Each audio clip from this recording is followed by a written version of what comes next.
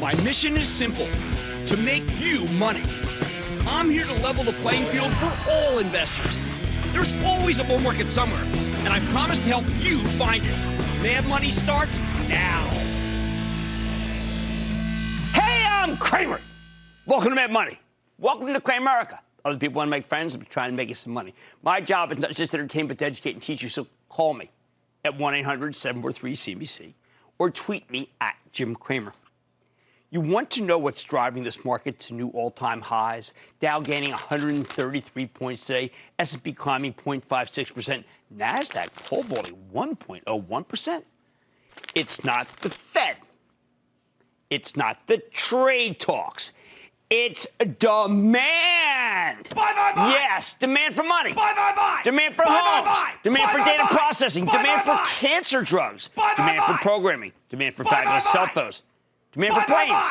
And, of course, perhaps most important, demand for stocks. Yet, if you listen to most of the experts, you'll hear a lot of sound and fury about how the global economy's gotten weaker because the trade war has shut down international trade.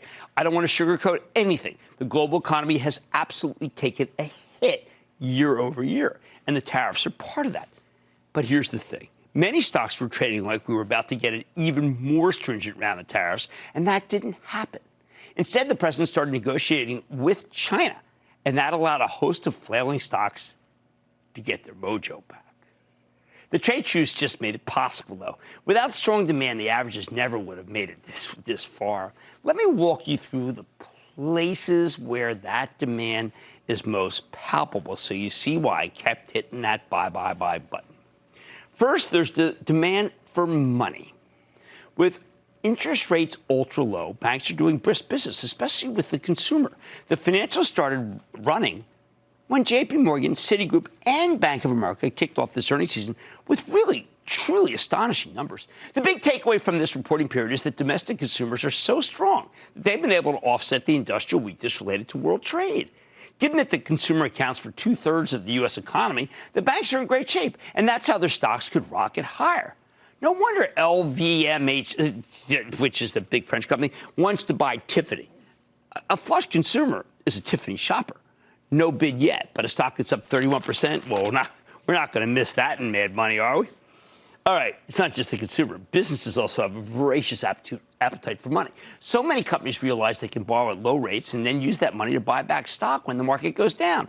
Hardly a day goes by without a bunch of corporate debt being offered at what I think are ridiculously low rates, but appetizing to anyone who wants to earn more than treasuries. There's been more than $1 trillion worth of corporate debt issued so far this year. They're using some of that money to expand, but some of it's going to buybacks. I know it's easy to dismiss all this as the Fed propping up the stock market with cheap money, and I see it in my Twitter file all day. Guys, I know it. What do you want me to say?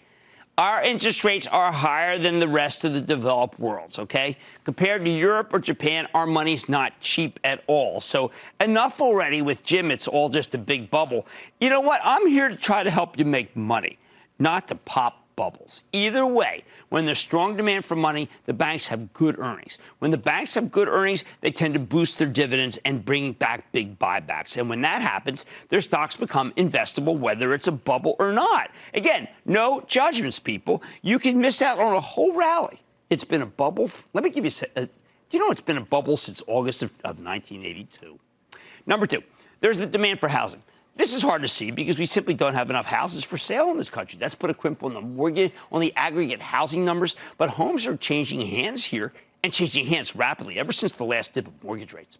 As anyone in real estate can tell you, what matters is turnover. You need to see lots of homes being bought and sold. That's a major driver of the U.S. economy. Sure, housing only accounts for 15% of our economy, but it punches above its weight. Think about everything that goes into a home. Think about the retailers. Think about WATCH, my acronym for Walmart, Amazon, Target, Costco, Home Depot. They get a nice tailwind as housing sales pick up. It's also one reason why the payment processors like Visa, MasterCard reports later this week, PayPal, they're all doing so well. Third, there's demand for data. Now, this is the greatest secular growth story of our era. Data by itself isn't all that valuable, but data that's curated, massaged, identified, parsed, manipulated, analyzed, well, that's incredibly valuable. There's a whole ecosystem of companies that unlock the power of digital information. Let's call it Adobe, Oracle, Salesforce, SAP, Splunk, Cisco, Twilio, NVIDIA, Facebook, Twitter, Alphabet, Amazon, they're all abettors in this process. All of them are they either harvest data or help make sense of it. And even after Alphabet, you may be disappointed with the quarter, but boy, is it ever in the mix. So let's not get too negative. Now, you can't really put a dollar value on something amorphous like data. There are too many different kinds of data. That said, this morning, Spotify just reported a much better than expected quarter. We interviewed outgoing CFO Barry McCarthy this morning on Squawk on the Street, and you better believe Spotify's using algorithms to push the music to you that you want to hear. If Spotify seems like a mind reader, well, it kind of is. The company has a map of your brain, and it can show you the way. Of course, there are companies that may be using their data nefariously.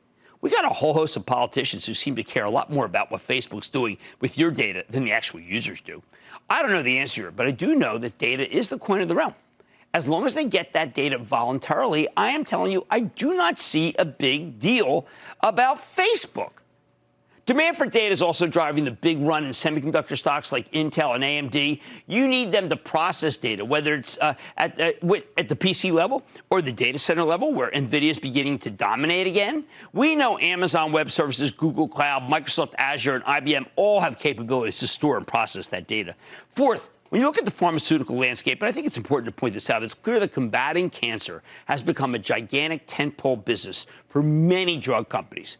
Once Bristol Myers merges with Celgene, they're going to combine to two amazing oncological franchises into one.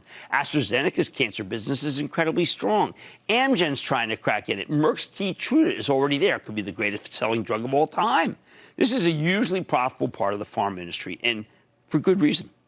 How about the fifth source of demand? Right now, we're in the golden age of entertainment, where media platforms are desperate to give us something to watch. Does Apple have a programming deficit? How about HBO, Disney Plus? Anyone who makes content is surging here. We'll see what Apple and HBO have up their sleeves when they report later this week. Okay, now, speaking of Apple, we'll also find out how well the new iPhones are selling. Now, the 11 was supposed to be a dud. I mean, people didn't think this was anything special. Like, what are these three things? That kind of thing. I think people underestimated the appeal of the three cameras in an era where Instagram is everything and the better battery life. Holy cow. Because I can watch whole football games, watch myself lose in fantasy, and still have enough to be able to bemoan it and call people and say how angry I am. Now, there are these phones. What do they have in it when you break them down? Well, they got the Skyworks, they got the Solution, they got the Qualcomm, they got the NXP. Have you seen that NXP? It was going absolutely crazy. Why? Because it had fantastic numbers tonight. The pin action is outstanding. Remember, a huge service revenue stream comes from the phone, as do expensive indispensables like the Apple Watch, the new noise-canceling AirPods for when you have babies next to you. Do you know that my wife always says to me, shut up and stop complaining when you have a crying baby, like it's my fault?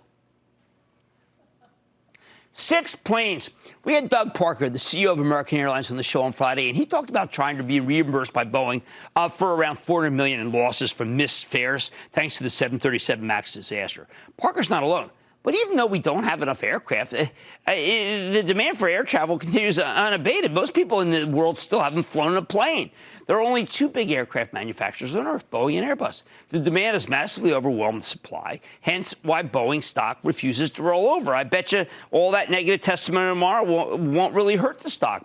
Bottom line, all of this bullish activity breeds an environment where stocks represent superior value because their earnings streams are less dependent on the Fed than the macro commentators would have you believe. Let's say something. I really mean this because I thought a lot about it this weekend while my wife was working making pizza.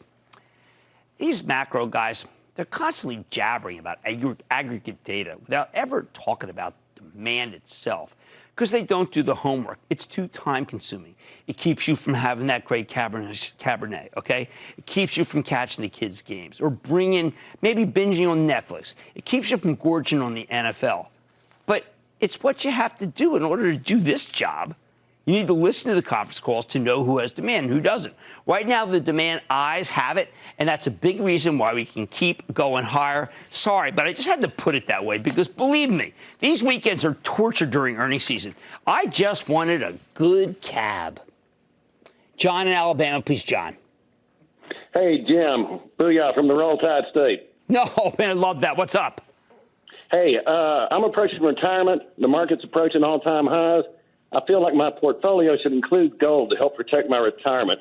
Question, what percent of my portfolio should be invested in gold, and what gold investments would you recommend? Okay, no more than 10%. I happen to like, if you want to own gold, the bullion, then I think you can just go. That's great to have it in a safety deposit box. Please don't bury it. I also like the stock whose symbol is GOLD, which is backed. That's run by Mark Bristow. So that's a nice growth stock. It's another way to go. It's terrific, and I like it very much. Let's go to, you know what? I should say that I also like Agnico Eagle now. Because I share your like for gold. Let's go to Jason in Illinois. Jason. Mr. Cramer. Yes. Big Windy City booyah to ya. Okay, I come to Philadelphia and hope we give you a beatdown booyah. What's up? I'm looking into a pharmaceutical for my portfolio. All right. I like what I see with AstraZeneca. A nice dividend and about 164 drugs in their pipeline. Right. My question is, should I invest solely in AstraZeneca or take some mad money, gamble a little bit, roll the dice, and put some into Moderna, which they own about 9%. Okay, I'm so glad you put all those caveats in because that is what Moderna is. It is a huge spec. When I met them in January at the JP Morgan conference, I said, well, it's an interesting spec, but AstraZeneca is on fire here. I really, really like them, and I think that is the better one. All right, demand. Demand is what's driving this market to all-time highs. Some companies have it and some don't. You need to listen carefully to recognize the difference. On Made Money Tonight, with all the talk about a potential recession, I'm eyeing an extravagant group of stocks that could offer a deep dive into the consumer's pockets and help your portfolio in the process. Then, is the force with Microsoft after news it won the Pentagon's Jedi contract? I'm breaking down the action. And I'm revealing the biggest surprise of this earnings season and explaining why one group of stocks has suddenly become bulletproof. So stay with Cramer. Don't miss a second of Mad Money. Follow @Jim Cramer on Twitter. Have a question? Tweet Cramer. #MadTweets. Send Jim an email to madmoney@cnbc.com or give us a call at 1-800-743-CNBC. Miss something? Head to madmoney.cnbc.com.